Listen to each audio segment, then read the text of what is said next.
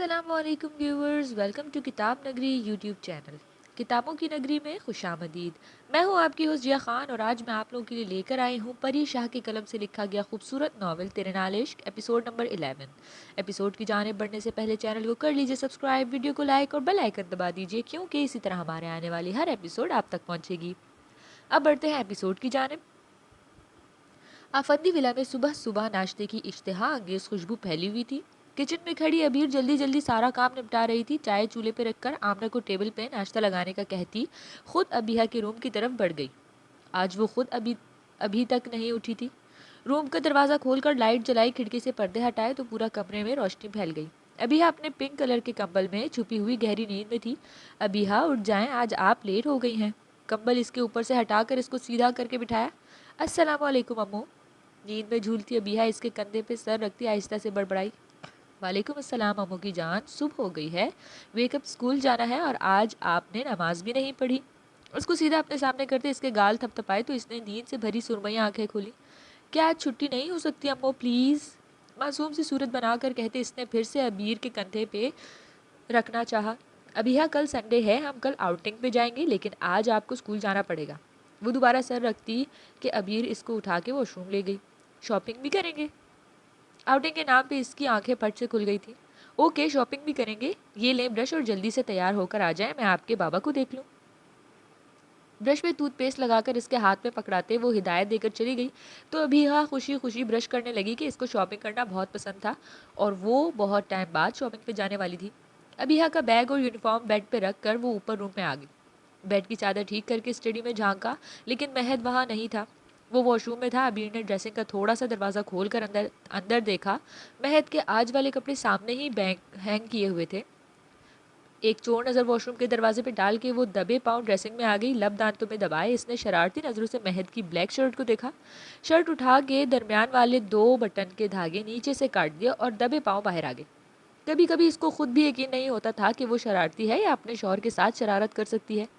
पता नहीं क्यों लेकिन महद के साथ अक्सर वो कोई ना कोई शरारत कर जाती थी और हैरानी की बात थी कि महद सिर्फ इसको घूर कर या सख्त नज़रों से देखकर वहाँ से चला जाता। हमदान के साथ तो वो बात करते भी 100 दफ़ा सोचती थी क्योंकि वो आगे से कोई लिहाज नहीं करता था। पर महद ने कभी भी इससे बिला वजह गुस्से से बात नहीं की थी। बस कल अबीहा वाली बात पर गुस्सा था लेकिन इसने बुरा नहीं माना। कभी कभी वो खुद भी ये सोचती थी कि क्यों करती है महद के साथ ऐसा। जब वो नहीं चाहता कि अबीर इसकी बीवी वाला कोई काम करे तो फिर क्यों करती है। हमदान के साथ तो कभी ऐसा नहीं किया। वो भी तो इसको बीवी नहीं मानता था लेकिन महद ने हमदान की तरह पहली रात इसकी ज़ात की नफ़ी नहीं की थी। ना ही हमदान की तरह इससे लाताल्लुक हुआ था। बीवी की तरह ना सही लेकिन एक इंसान समझकर, एक औरत और अपनी बेटी की माँ समझकर इसको इज्जत दी थी। वो इज्जत जो हमदान से चाहती थी, शायद इसीलिए वो महद पे हक जता रही थी। इसको अपना एहसास दिला रही थी कि ये छोटी मोटी शरारतें करके। दरवाज़ा खुलने की आवाज़ पे वो चौंक कर ख्यालों से निकली और महद को देखा जो ड्रेसिंग के सामने खड़ा था। शर्ट के बटन अभी बंद नहीं किए थे। अबीर एक नज़र इसको देखकर अपना काम करने लगी। क्या मुसीबत है? चंद लम्हों में महद की झंझलाई आवाज़ पे इसने मुस्कुराहट दबाई। क्या हुआ? सर उठाकर इसको देखते बड़ी सादगी से पूछा। कुछ नहीं, जलकर कहते इसने ड्रेसिंग के ड्रॉर से सुई धागे का डिब्बा निकाला और खुद ही सुई में धागा डालने लगा। ये काम इसको आता तो था लेकिन अरसा हुआ इसने खुद नहीं किया था। पर इस वक्त कोशिश कर रहा था जल्दी हो जाए, आज उसको मीटिंग के लिए जाना था। मैं हेल्प कर दूं? इसको मुसलसल सुई धागे के साथ जद्दोजहद करते हुए इसने बहुत प्यार से पेशकश की। प्लीज़। खिलाफ तवक्को वो मान गया। अबीर मुस्कुराहट दबाए इसके साथ उठकर इसके पास आई। इसके हाथ से सुई और धागा लेकर सर झुकाए अपना काम करने लगी लेकिन मुस्कुराहट लबों पे आने को बचल रही थी जिसको मुश्किल से रोके हुए थी।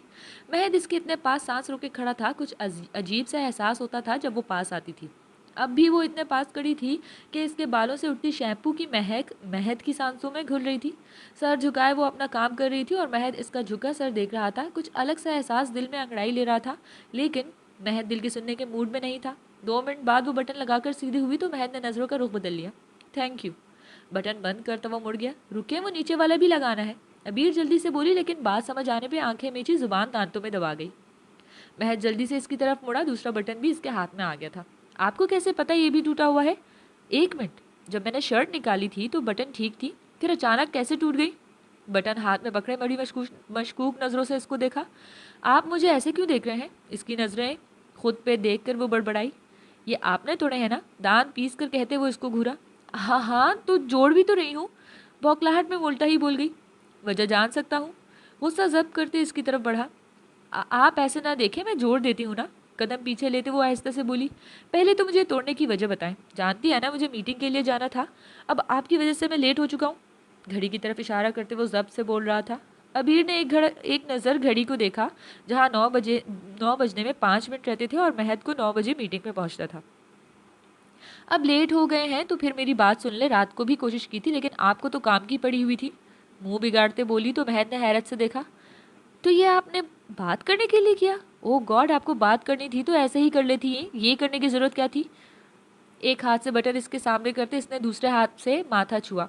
जी बिल्कुल, जैसे आपके पास तो वक्त है ना मेरी बात सुनने का, रात को भी बात करनी थी तो आपको काम था और सुबह कहा तो जल्दी ऑफिस जाना है, मेरे लिए तो वक्त ही नहीं है।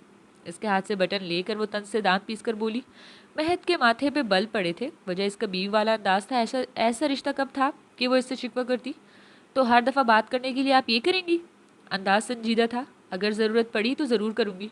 आंखें छोटी करके इसको घूर कर बोली, करें, क्या बात करनी है?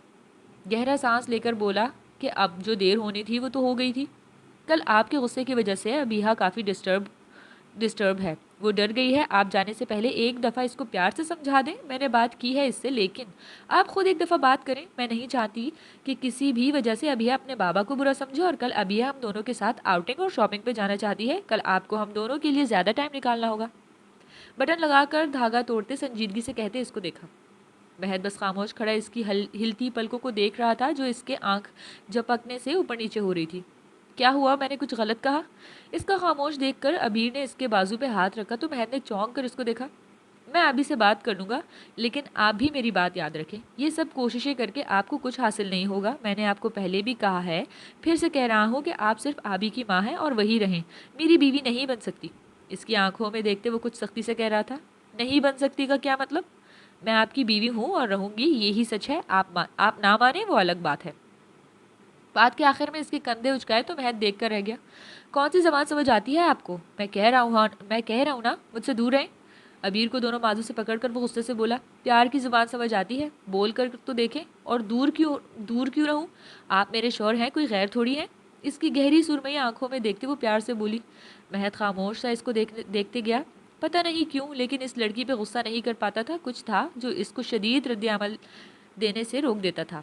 अब भी वो कुछ सख्त कहना चाहता था, लेकिन इसकी आंखों में कुछ था जो इसको रोक रहा था। शायद माँ था कि महद इस पे कभी गुस्सा नहीं कर सकता, पर इसने कब अबीर को मान दिया था कि वो इससे कोई तवक्को करती या कोई उम्मीद करती। इसको सोचों में गुम देख अबीर ने धीरे से अपना बायां हाथ महद के दिल के मुकाम पे रखा।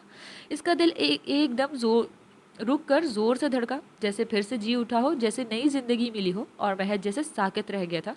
इसकी आंखों में देखती वो महद को अपने शहर में कैद कर रही थी, और वो चाह कर भी कोई मुजाहमत नहीं कर पा रहा था।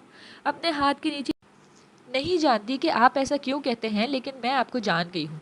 यहाँ एक बहुत प्यारा इंसान छुपा हुआ है जो अपनी फैमिली से बहुत प्यार करता है, जो अपनी बेटी से, अपनी माँ से, अपने बाप और अपनी बीवी से प्यार करता है, इनकी फिक्र करता है, इनका ख्याल रखता है। लेकिन आपने अपने ऊपर एक खोखला सा खौल चढ़ा रखा है। मैं इस खौल को तोड़ना चाहती हूँ, क्योंकि मुझे वो प्यारा इंसान अपनी ज़िंदगी में चाहिए। हम सबको वो प्यारा इंसान वापस चाहिए। इसलिए आप जो भी कह लें, लेकिन मैं इस खौल को तोड़ दूंगी। इसकी आंखों में देखते इसके दिल पे हाथ रखे वो बहुत नरम मजबूत लहजे में कहती, आहिस्ता से अपने पैरों पे ऊपर हुई और महद के कुछ समझने से पहले इसके माथे पे लब रखकर वहां से चली गई। एक लम्हे का अमल था और महद को लगा वो हिल नहीं सकेगा। दिल सीने में धड़क धड़क फिर से अपनी मौजूदगी का एहसास दिला रहा था। आहिस्ता से हाथ उठाते इसने अपने माथे को छुआ, जहाँ इसका लम्स अभी ताज़ा था।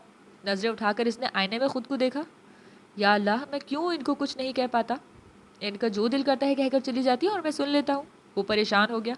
बस अब से मैं इनसे दूर रहूंगा और कोई बात नहीं करूंगा। बड़बड़ाकर माथे को साफ किया, जैसे इसका लम्स मिटाना चाहा हो। तैयार होकर नीचे पहुंचा तो शाजिया बेगम और आबी नाश्ता कर रहे थे, जबकि अबीर किचन में खड़ी थी। सबको सलाम करता वो अपनी चेयर खिसका कर बैठ गया। जवाब सबने दिया, लेकिन इसको देखा किसी ने नहीं। शाजिया बेगम इसको साफ नज़रअंदाज करती चाय पी रही थी। आबी भी चुपचाप अपना नाश्ता कर रही थी, लेकिन अबीर मुस्कुरा रही थी। खैर, वो तो हमेशा मुस्कुराती ही रहती थी। आबी, यहाँ आए प्रिंसेस। कुछ देर सबको देखने के बाद वो बोला तो आबी ने सर उठाकर माँ को देखा। फिर अबीर ने सर हिलाया तो आबी उठकर इसके पास गई। बाबा की प्रिंसेस, बाबा से नाराज़ है? इसको अपनी गोद में बिठाते इसके फूले गाल चूमे। आपने मुझ पे शाउट किया था। नम आंखों से महद को देखते शिकायत की तो महद का दिल कांपा। अपने कामों पे वो अक्सर अबिहा को भूल जाता था और पिछले कुछ दिनों से यही हो रहा था। बाबा सॉरी करते हैं प्रिंसेस से, नेक्स्ट कभी भी शाउट नहीं करेंगे और आपने भी दोबारा किसी से लड़ाई नहीं करनी। इसकी नम आंखें साफ करते हुए प्यार से बोला, आई प्रॉमिस, मैं फिर किसी से भी लड़ाई नहीं करूंगी क्योंकि लड़ाई करना बहुत बुरी बात होती है, और कभी गुस्सा भी नहीं करूंगी क्योंकि गुस्सा हमारी अकल को खा जाता है, और जब हम गुस्सा होते हैं तो हमसे सब कुछ गलत हो जाता है। इसीलिए गुस्सा आए तो खामोश हो जाना चाहिए और दुरूद पाक पढ़ लेना चाहिए, है ना वो ऐसे कहा था ना आपने। माँ की बात दोहराते इसने आखिर में हमेशा की तरह तस्दीक चाही। अबीर ने सर आहिस्ता से सर हिला दिया। माशाल्लाह, मेरी प्रिंसेस तो बहुत समझदार हो गई है। मुस्कुरा कर कहते इसका माथा चूम कर इसको गले लगा लिया तो अबीहा मुस्कुरा दी। इसकी प्यारी सी मुस्कान देखते अबीर ने चुपके से नज़र उतारी। चलिए नाश्ता करें, आज मैं आपको खुद स्कूल छोड़ दूंगा। अपने पास चेयर पर बिठाकर इसको अपने हाथ से नाश्ता करवाने लगा। आज तो तुम जल्दी नहीं जाना था। आबी को खुश देकर शाजिया बेगम ने अपनी नाराज़गी ख़त्म कर दी। जी जाना तो था, लेकिन आपकी बहू की वजह से नहीं जा सका। एक नज़र अबीर को देखकर जल कर बोला तो शाजिया बेगम मुस्कुरा दी। ये लें, लबों से फूटती हंसी जब्त करते चाय इसके सामने रखी। शुक्रिया आपका, लेकिन मुझे कॉफ़ी चाहिए अगर दे सकती हैं तो। इसकी हंसी महद को आग लगा गई। सॉरी, नहीं मिल सकती, इसने हंसते हुए कहा तो महद ने खुद को कुछ देर पहले खुद से कहा हुआ अहद याद दिलाया कि अब इससे बात नहीं करेगा। चलें आबी, इसको जवाब दिए बगैर अबीहा से कहता वहाँ से चला गया। अम्मो, अभी कुछ कहना चाहती थी। अबीहा आप अपनी अबीहा आपने अपनी दोस्त को सॉरी कहना है, आपकी वजह से इसको इतनी सारी चोट लग गई और आपने दोबारा किसी से लड़ाई नहीं करनी। आपको पता है ना, लड़ाई करने वाला गंदा बच्चा होता है। आबी की आंखों में सवाल देखते इसने खुद ही जवाब दे दिया। वो मुझसे नाराज़ होगी, इसने मुंह लटकाया। आप सॉरी करना और ये चॉकलेट इसको दे देना, वो मान जाएगी। अब कि इसने संजीदगी से कहा तो आबी ने सर हिलाया। आबी बहुत खुशकिस्मत है कि इसको तुम जैसी माँ मिली। अबीहा को बाहर छोड़कर वो वापस आई तो शाजिया बेगम की बात सुनकर मुस्कुरा दी। मुझे लगता है कि मैं खुश नसीब हूँ कि मुझे अबीहा मिली। इनकी तरफ देखते वो बोली तो शाजिया बेगम मुस्कुराकर इसके सर पे हाथ रखती अपने रूम तर की तरफ चली गई। खैरियत है, बड़ी खुश लग रही हो। कौन सा कारून का खजाना मिल गया? इसकी चहकती आवाज़ सुनकर वो पूछे बिना न रह सकी। इतने प्यारे लोगों के सामने कारून के खजाने की क्या कीमत? इसकी आवाज़ में खुशी की खनक थी। अच्छा, प्यारे या प्यारा? हफ्सा ने आंखें घुमाई तो अबीर का कहकहा बेसाख्ता था। कह सकती हो। महद के साथ सुबह वाली शरारत याद करके वो फिर से हंस पड़ी। ओह, तो ऐसी बात है? हफ्सा मायने खेजी से हंसी। ऐसी कोई बात नहीं है, फ़िलहाल मैं बस ऐसे ही खुश हूँ। इसकी बात का मतलब समझते अबीर के दांत अंदर हुए। अरे मुझसे क्या पर्दा, बता दो, जीजा जी ने ऐसा भी क्या कह दिया कि तुम्हारे दांत अंदर ही नहीं जा रहे? इसके चेहरे के रंग देखते हफ्सा शरारत से बोली तो अबीर फिर से मुस्कुरा दी। अरे वो कहाँ कुछ कहते हैं, लब दबाए वो फिर से महद को सोच रही थी। तो मतलब तुम चाहती हो कि वो कुछ कहें? इसने अंदाज़ा लगाया। वैसे तो मैं सब समझ जाती हूँ, लेकिन इनको कहना चाहिए। कंधे उचकाकर इसने कहा तो हफ्सा हंस दी। दिन ब दिन बड़ी प्यारी होती जा रही हो, लगता है इनकी मोहब्बत का रंग चढ़ने लगा है। इनका खिलता चेहरा आंखों में जगमग करती खुशी देखकर इसने शरारत से आंख दबाई। अबीर फिर से कहकहा लगा उठी। मोहब्बत, और वो भी खड़ूस आफंदी? ऐसा इनका कोई रिश्ता नहीं है, और वैसे भी मुझे मोहब्बत नहीं चाहिए, वो सोचने लगी। फिर हफ्सा उलझ गई। पता है, औरत बहुत बेज़रर सी मखलूक है। मैंने आज तक अपनी ज़िंदगी में जितना भी देखा है, सीखा है, एक औरत होने के नाते मैं जानती हूँ कि एक औरत क्या चाहती है। मोहब्बत का मुझे नहीं पता क्या है या कैसी है, लेकिन मैं सिर्फ अपने शौहर से इज़्ज़त चाहती हूँ, क्योंकि एक औरत को मोहब्बत से ज़्यादा इज़्ज़त की ज़रूरत होती है। मोहब्बत तो सिर्फ एक जज्बा है जिसका इजहार किसी ख़ास मौके पर किया जाता है। कभी कभी इंसान को याद आता है कि मोहब्बत का इजहार करना है, लेकिन पता है, इज़्ज़त हर वक्त मलहूज़ खातिर रखी जाती है। इंसान खुश हो, तकलीफ़ में हो, गुस्से में हो या किसी भी जज्बाती कैफियत का शिकार हो, कम से कम इज़्ज़त करता है। मुझे यहाँ वो इज़्ज़त मिली है जो मैं चाहती हूँ। महद ने सिर्फ अबीहा की वजह से शादी की थी मुझसे। इन्होंने कह दिया कि मैं सिर्फ अबीहा की माँ हूँ तो मेरे जहन में यही था, शायद वो हमदान का नाम लेते लेते रुक गई। हफ्सा बस चुप सी देख रही थी। कुछ लम्हे रुक कर इसने फिर से कहना शुरू किया। मुझे लगा था कि शायद वो भी मुझे इज़्ज़त नहीं देंगे, लेकिन ऐसा नहीं हुआ। वो मुझे इज़्ज़त से मुखातिब करते हैं। मैंने बहुत दफ़ा इनके साथ शरारत की, इनको तंग किया, इनको बहुत गुस्सा आता है, लेकिन इन्होंने कभी मुझ पर गुस्सा नहीं किया। अपने शदीद गुस्से में भी वो मेरा लिहाज करते हैं। इसीलिए नहीं कि मैं इनकी बीवी हूँ या अबीहा की माँ, सिर्फ इसलिए कि मैं एक औरत हूँ। वो मेरी इज़्ज़त करते हैं और मुझे इसके अलावा कुछ नहीं चाहिए, क्योंकि एक औरत मोहब्बत के बगैर तो रह सकती है, इज़्ज़त के बगैर नहीं। मुस्कुराते इसने अपने मखसूस नरम लहजे में बात पूरी की तो हफ्सा मुस्कुरा दी। कभी मेरी दोस्त के मुंह में ज़ुबान नहीं हुआ करती थी। हफ्सा ने मीठा सा तंज किया तो वो हंस दी। अबीहा के आने से मैं खुद से मिली हूँ। वो मैं नहीं थी जो हालात ने बना दिया था। इसने जैसे मुझे मुकम्मल कर दिया है। इसके साथ मैं अपना बचपन जीती हूँ। वो मेरा तोहफ़ा है जो अल्लाह ने दिया है, मुझे सबसे ख़ास। इसके हर अंदाज में अबीहा के लिए सिर्फ मोहब्बत और ममता थी। जहाँ तक मैं समझती हूँ तुमने महज से शादी अबीहा के लिए की है। मुस्कुराते इसने कहा तो अबीर ने सर हिला दिया। कह सकती हो, लेकिन कुछ है हम दोनों में। मुझे लगता है जैसे अबीहा मेरे वजूद का हिस्सा है। पता नहीं क्यों, लेकिन दिल इसकी तरफ खींचा चला जाता है। अल्लाह ने ज़रूर हम दोनों में कोई कनेक्शन रखा है जो मुझे इसकी तरफ खींचता है। शायद इसी को दिल का रिश्ता कहते हैं। मुस्कुराते इसने शाने उचका दिए। अल्लाह तुम दोनों का रिश्ता यूं ही बनाए रखे। अफसा ने अपनी दोस्त को खुशियों की नज़र उतारी। आमीन, इसने सदके के दिल से कहा। अच्छा, मैं अब रखती हूँ, मुझे कल ऑफिस ज्वाइन करना है तो कुछ तैयारी करनी है। घड़ी ने शाम के 5 बजाए तो इसको अचानक याद आया, किसका ऑफिस ज्वाइन करना है। अबीर कुछ हैरान हुई कि इससे पहले कभी जिक्र नहीं किया था। अभी तो अपना ही करना है, अगर कोई और अच्छा मिला तो फिर देखूंगी, इसने बताया। तो अबीर ने सर हिलाते अल्लाह हाफिज कहकर कॉल काट दी। मोबाइल चार्जिंग पे लगाकर फ्रेश होकर आई। सुबह के लिए अपना अच्छा सा ड्रेस निकाल कर रखा था और डायरी ढूंढने लगी जो इसको सुबह भी नहीं मिली थी। अल्लाह जी, कहाँ चली गई, हमेशा यही तो रखती हूँ। पूरा कमरा छान मारा लेकिन डायरी ना मिली तो परेशान हो गई। अगर किसी और ने पढ़ ली तो, ये सोच कर ही इसका सर घूमने लगा। हफ्सा, वो परेशानी से रोने लगती। बाहर से आवाज़ सुनकर जल्दी से खुद को कंपोज किया। आ जाए भाई, तुम ठीक हो। वो अंदर आते इसकी उतरी हुई शक्ल देखकर बोली, जी भाई मैं ठीक हूँ, आप आए। बाबा आ गए? मुश्किल से मुस्कुराकर इसने पूछा। जी वो आ गए। जी वो आ गए, बता रहे थे कि तुमने ऑफिस ज्वाइन करना है कल से। इसको अपने साथ सोफे पे बिठाते इन्होंने इस्तफसार किया। जी मैंने सोचा कि लंदन इतने महीने काम करने का कुछ फ़ायदा आप लोगों को दे दूं, इसने शरारत से कहा। तो तैमूर जमान हंस दिया। जी हम ज़रूर आपके तजुर्बे से फ़ायदा हासिल करेंगे, इन्होंने हंसकर कहते इसके बाल बिगाड़े। अच्छा हमदान मिला नीचे मुझे, तुमने इससे मिलने को इनकार कर दिया, खैरियत थी? वो कुछ मुतफक्किर हुए कि पहली बार था। जी भाई सब खैरियत है, बस मेरा इससे मिलने का मूड नहीं था। कॉल कर लूँगी इसको, दांत पीसे जबरन मुस्कुरा कर कहा तो वो भी मुस्कुरा दिया। कुछ देर इससे बातें करने के बाद वो चले गए तो वो मोबाइल की तरफ गई जहाँ हमदान की मिस कॉल्स और मैसेजेस आए हुए थे। मोबाइल साइलेंट पे होने की वजह से पता नहीं चला। मैसेज पढ़े बगैर डिलीट करके इसने मोबाइल बंद कर दिया और अपनी डायरी ढूंढने लगी जो इसके रूम में नहीं थी। रात रात ने अपने फर फैलाए कराची को अपने लपेट में लिया, लेकिन कराची की रोशनी को फर्क ना पड़ा। रोशनियों का शहर रात के वक्त मसनूई रोशनियों में नहाया हुआ था, लेकिन ये जगह कुछ ज़्यादा ही रोशन थी, इतनी कि दिन का गुमान होता था। किसी के घर के लॉन में इस वक्त महफिल जमी हुई थी। फिल्म इंडस्ट्री की ये पार्टी उरूज पे थी। डांस फ्लोर पे बहुत से कपल बाहों में बाहें डाले डांस में मगन थे। कुछ मेहमान खाना प्लेटों में डाले जगह जगह खड़े खुश गप्पियों में मसरूफ थे। कुछ बार पे बैठे थे। हर कोई मसरूफ था सिवाय इसके जो सबसे लास्ट टेबल पे अलग से बैठा था। वो तो यहाँ आना ही नहीं चाहता था, लेकिन ये सब इसके साथ काम करने वाले थे, इनसे कट भी नहीं हो सकता था। हे हमदान, तुम यहाँ अकेले क्यों बैठे हो? नताशा पार्टी की होस्ट इसके पास आती मुस्कुरा कर बोली तो इसने चौंक कर सर उठाया। बस ऐसे ही, तुम बताओ डायरेक्टर से बात हो गई, कब शूटिंग कर रहे हैं? मुस्कुराने का तकल्लुफ किए बगैर संजीदगी से बोला, हाँ नेक्स्ट वीक से ही कर लेंगे। पहले पाकिस्तान की शूटिंग्स पूरी करेंगे, बाकी इसके बाद। इसके पास वाली चेयर पे बैठते इसने बताया तो हमदान ने सर हिला दिया।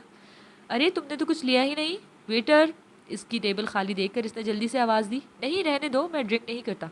वेटर के पास वाइन का गिलास देखते वो कुछ नागवारी से बोला, अच्छा ड्रिंक नहीं तो ये जूस ले लो। इसके तासुर देखते नताशा ने ज़बरदस्ती होंठ फैलाकर कहा। हमदान ने ऑरेंज जूस का गिलास उठा लिया तो वेटर चला गया। क्या हम डांस कर सकते हैं? वो कुछ ना बोला तो कुछ देर बाद नताशा ने खुद पेशकश की। नहीं, फिर कभी, अब मुझे जाना है, बहुत शुक्रिया, पार्टी बहुत अच्छी थी। कुछ रुखाई से कहता वो उठकर चला गया कि इससे ज़्यादा जब्त नहीं कर सकता था। वो नताशा ने मुस्कुराती नज़रों से इसको दूर जाते देखा कि वो दूसरी बार इस हैंडसम के साथ काम कर रही थी और कितनी ही बार इसने अपने हुस्न से इसको माइल करने की कोशिश की थी, लेकिन वो आंखें फेर जाता था। इस इंडस्ट्री में काम करते इसको 10 महीने होने वाले थे और जितना वो मशहूर हो चुका था, इंडस्ट्री की कोई भी एक्ट्रेस ऐसी नहीं थी जो इसके साथ की ख्वाहिशमंद न थी। लेकिन वो अजीब था, काम के वक्त सिर्फ काम और इसके बाद यूं जाता जैसे जानता ना हो। आज तक वो किसी के साथ बगैर काम के नजर ना आया था। इनके लिए वो काफ़ी से ज़्यादा मगरूर और अकड़ू साबित हुआ। इन सबसे दूर वो हैंडसम अकेले सड़क पे चलता जा रहा था। चेहरा हुडी में छुपा रखा था और सर झुका हुआ था। अपनी गाड़ी इसने गार्ड्स के साथ वापस भेज दी थी। पैंट की जेबों में हाथ डाले वो बस चलते जा रहा था। दिलो दिमाग किसी बहस में नहीं थे, लेकिन इस बहस का कोई नतीजा नहीं निकल रहा था। नतीजा निकालने के लिए वो हफ्सा के पास भी गया था, लेकिन इसने मिलने से मना कर दिया तो घर जाने की बजाय पार्टी में आ गया। वो अपनी फीलिंग्स समझ नहीं पा रहा था। किसी लड़की के हंसने की आवाज़ पे इसके चलते कदम रुक गए। एक अजीब सा एहसास हुआ, वो समझ नहीं सका। नजरें उठाकर देखा जहाँ सड़क के दूसरी तरफ एक ठेला था जहाँ 3 लड़कियां खड़ी थी। इनमें से एक मुंह पे हाथ रखे हंस रही थी, काफी प्यारी थी। वो इसके लंबे बाल खुले हुए थे। हमदान को याद आया अबीर के बाल भी इतने लंबे थे और वो इनको मजीद लंबा करना चाहती थी, जिसपे हफ्सा हमेशा इसको तंग करती थी और अबीर लड़ पड़ती थी कि मेरे बालों को कुछ ना कहो। इनकी हल्की फुल्की सी लड़ाई याद करते हमदान के होंठों पे हल्की सी मुस्कुराहट आ गई। पागल लड़की। वो सर झटक कर आगे बढ़ गया। सुबह इसको सुबह इसको भूल जाने का खुद से अहद किया था, लेकिन वो खुद ही भूल गया था। इसकी छोटी छोटी बातें याद करता वो हल्की सी मुस्कान के साथ सर झुकाए बस चला जा रहा था। काश तुम मेरे साथ होती। गुस्से में मुझसे बहुत बड़ी गलती हो गई जिसमें सरासर मेरा नुकसान हुआ। आई एम सॉरी अबीर। मैं बस एक बार तुमसे मिलना चाहता हूँ, माफ़ी मांगना चाहता हूँ, लेकिन हिम्मत नहीं हो रही। पैरों से पत्थर को ठोकर मार कर वो खुद से कह रहा था, काश मैं इस वक्त को वापस ला सकता, सब ठीक कर सकता। गहरी सांस फिजा के सुपुर्द करता आहिस्ता से बोला, वो खुद भी जानता था ये नामुमकिन है। इसने सब कुछ खुद अपने हाथों से बर्बाद किया था। थके थके कदम उठाता वो अंधेरे में गुम हो गया।